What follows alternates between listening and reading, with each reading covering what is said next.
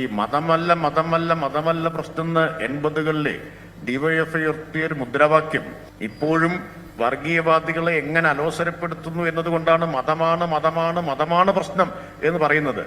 എന്നാണ് ആ മുദ്രാവാക്യം ഉയർത്തിയെന്ന് കൂടി ഓർക്കണം. 80-കളിൽ ഇന്ത്യയുടെ മോചനം ഇസ്ലാമിലൂടെ എന്നുള്ള ചുമരെഴുത്തുമായിട്ട് സിമി വന്നു. അന്ന് RSSന്റെ ഒരു മറുപടി വന്നു, ഇസ്ലാമിന്റെ അന്ത്യം ഇന്ത്യയിൽ തന്നെ. ഈ രണ്ട് ചുമരെഴുത്തുകാർ കേരളത്തിൽ നിറഞ്ഞപ്പോ അന്നാണ് ഡിവൈഎഫ്ഐ ഈ പ്രശ്നം ഉയർത്തിയത്. ബാക്കി കൂടിയുണ്ട്.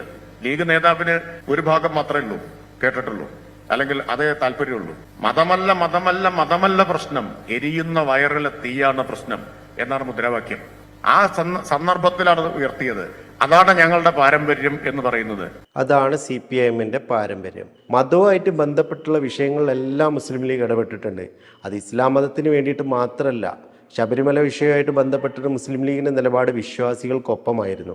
എന്നതുപോലെ മതത്തിന്റെ വഖഫ് നിയമനത്തിനെതിരെ ഇടതുപക്ഷത്തിന്റെ ഗൂഢാലോചനക്കെതിരെ ആണ് ഈ ഒരു വഖഫ് റാലി നടത്തിയിട്ടുള്ളത്. അവിടെ വെച്ചിട്ട് 32 മിനിറ്റ് പ്രസംഗിക്കുമ്പോൾ ആ 32 മിനിറ്റിലും ഇടതുപക്ഷത്തിന്റെ ഗൂഢാലോചനയും പറയും, അതുപോലെ തന്നെ വിശ്വാസവും മതവും പറയും. അങ്ങനെ പ്രസംഗിച്ച പ്രസംഗത്തിൽ എൻ്റെ മതം മുസ്ലിം അല്ലെങ്കിൽ ഇസ്ലാം ഇതിനു വേണ്ടിയിട്ടാണ് ഞാൻ പറയുന്നത് എന്ന് പറഞ്ഞുകൊണ്ട് പറയുന്നത് മറ്റൊരു മതത്തെ ആക്രമിക്കലല്ല.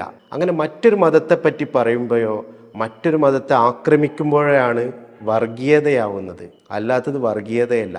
എൻ്റെ മതത്തിൻ്റെ അവകാശങ്ങളിലേക്ക് ഇടത് സർക്കാർ കൈകടത്തുമ്പോൾ, വഖഫ് നിയമനത്തിനെതിരെ കൈകടത്തുമ്പോൾ അതിനെതിരെ പറയൽ എൻ്റെ ബാധ്യതയാണ്. അതാണ് KM ഷാജി പറഞ്ഞിട്ടുള്ളത്.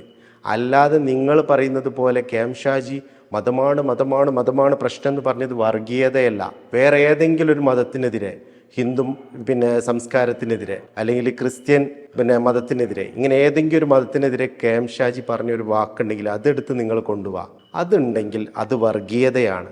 അല്ലാതെ MP രാജേഷ് പറയുന്നത് പോലെ, അതേപോലെ KN ബാലഗോപാൽ പറയുന്നത് പോലെ, മുഖ്യമന്ത്രി പിണറായി വിജയൻ നിയമസഭയിൽ പറഞ്ഞതുപോലെ KM ഷാജി വർഗീയത പറഞ്ഞിട്ടില്ല. നിങ്ങൾ കള്ളം പ്രചരിപ്പിക്കരുത്.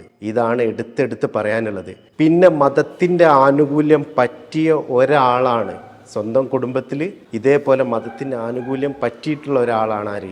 MP രാജേഷ് എന്ന് പറയുന്ന മന്ത്രിയുടെ കുടുംബം. ഇല്ല എന്ന് പറയാൻ പറ്റില്ല. അങ്ങനെ ഒരു വിവാദം ഉണ്ടായിരുന്നു. അതിൻ്റെ സത്യവും അസത്യവും അതിൻ്റെ വ്യക്തതയൊക്കെ മാധ്യമങ്ങൾ ചർച്ച ചെയ്തിട്ടുള്ളതാണ്. നിനിത കണിച്ചേരിയുമായിട്ട് ബന്ധപ്പെട്ടുള്ള ഒരു വിഷയത്തിൽ, ഒരു നിയമനവുമായിട്ട് ബന്ധപ്പെട്ടുള്ള വിഷയത്തിൽ ഇതിനെ വ്യക്തമാക്കി പറയേണ്ട ആവശ്യമുണ്ടെന്ന് കരുതിയിട്ടല്ല.